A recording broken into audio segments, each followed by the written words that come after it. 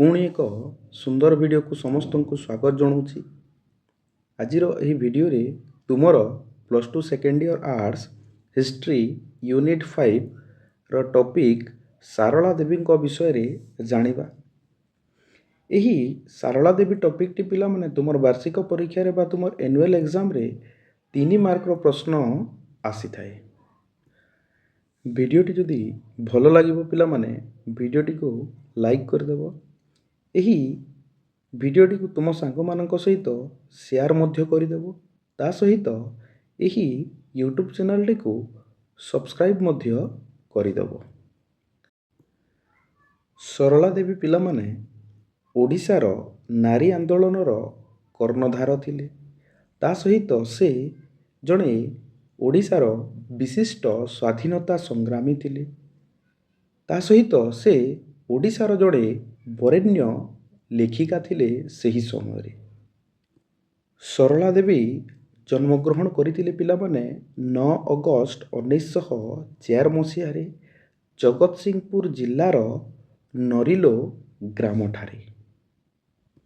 सरला देवींकर पिता थिले वासुदेव कानुनगो, तांको माता थिले पद्मावती देवी।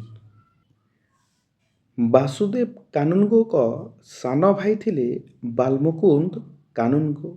से डेपुटी मजिस्ट्रेट थिले। बालमुकुंद को पालित कन्या थिले सरला देवी। सरला देवी को औपचारिक शिक्षा मिली नथिला। सरला देवी ओडिया, हिंदी, बंगाली, मराठी, तेलुगु, कन्नड़ इत्यादि भाषार व्यवहार जानिथिले। सरला देवी आहुरी पिला माने अस्पृश्यता ता सहित लिंगगत वैषम्य को मध्य विरोध करुथिले। सरला देवी विवाह करथिले 14 वर्ष बयस रे। सरला देवी विवाह करथिले भागीरथी महापात्र को। भागीरथी महापात्र उत्कल प्रादेशिक कांग्रेस कमिटीर संपादक थिले। 1920 मसीहा भारतीय जातीय कांग्रेस नागपुर अधिवेशन रे सरला देवी योगदान करथिले। 1931 मसीह भारतीय जातीय कांग्रेस कराची अधिवेशन बसीथिला एवं सही कराची अधिवेशन रे प्रथम ओडिया महिला भाव से भाषण देइथिले।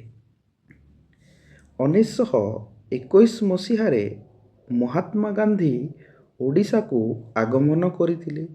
एही समय रे सरला देवी ओडिशार लोक माननकु प्रेरणा देइथिले बा उद्बोधन देइथिले असहयोग आंदोलन रे योगदान करिबा पई।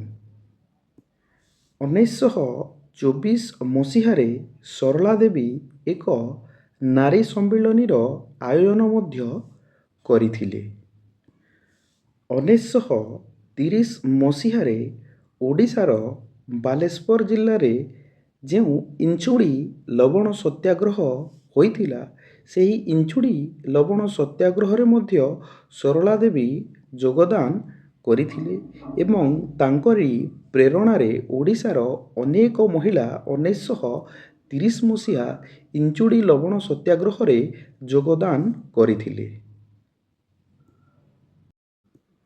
सरला देवी ओडिशार एकमात्र महिला रूपे 1937 मसीहा ओडिशार विधानसभा को मनोनीत होइथिले।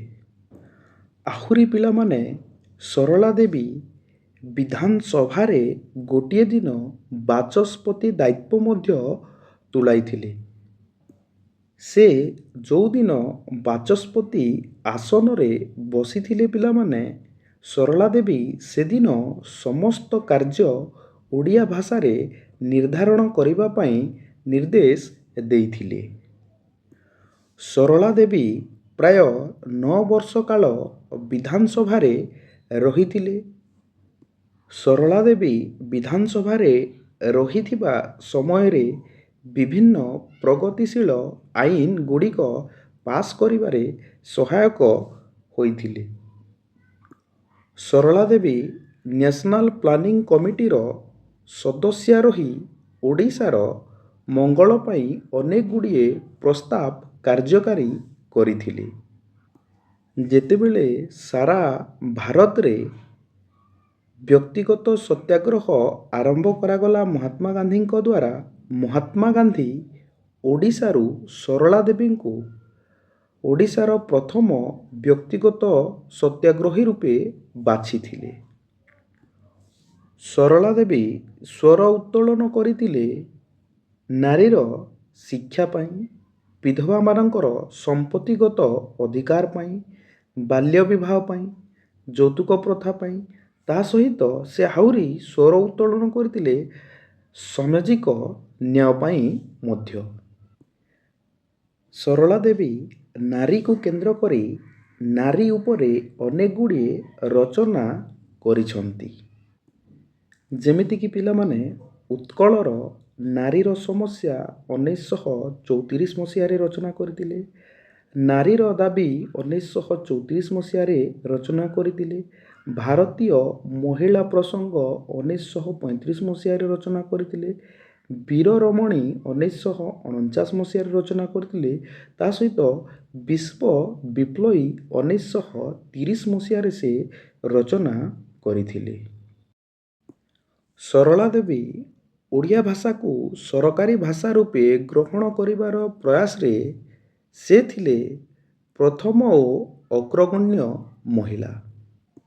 ସରଳା ଦେବୀ ଉତ୍କଳ ସାହିତ୍ୟ ସମାଜର ସମ୍ପାଦକ ଓ ଉପସଭାପତି ଭାବେ ଦାୟିତ୍ୱ ନିର୍ବାହ କରିଥିଲେ।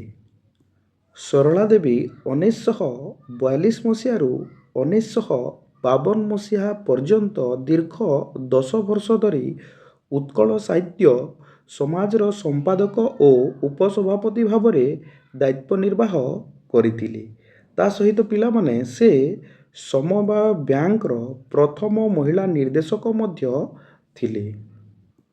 ସରଳା ଦେବୀ ତାଙ୍କର ଜୀବନକାଳ ମଧ୍ୟରେ ଓଡ଼ିଶାର ସର୍ବାଙ୍ଗୀନ ଉନ୍ନତି କରିବା ପାଇଁ ତାଙ୍କର ଜୀବନରେ ପ୍ରଧାନ ଲକ୍ଷ୍ୟ ଥିଲା।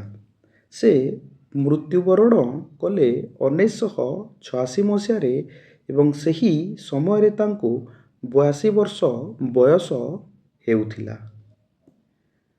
ପିଲାମାନେ ଭିଡ଼ିଓଟି ଯଦି ଭଲ ଲାଗିଥିବ ତାହେଲେ ଭିଡ଼ିଓଟିକୁ ଲାଇକ୍ କରିଦେବ। ତା ସହିତ ଏହି ଭିଡ଼ିଓଟିକୁ ତୁମର ସାଙ୍ଗମାନଙ୍କୁ ମଧ୍ୟ ସେୟାର କରିଦେବ। ତା ସହିତ ପିଲାମାନେ ଏହି ୟୁଟ୍ୟୁବ୍ ଚ୍ୟାନେଲଟିକୁ ସବସ୍କ୍ରାଇବ୍ ମଧ୍ୟ କରିଦେବ।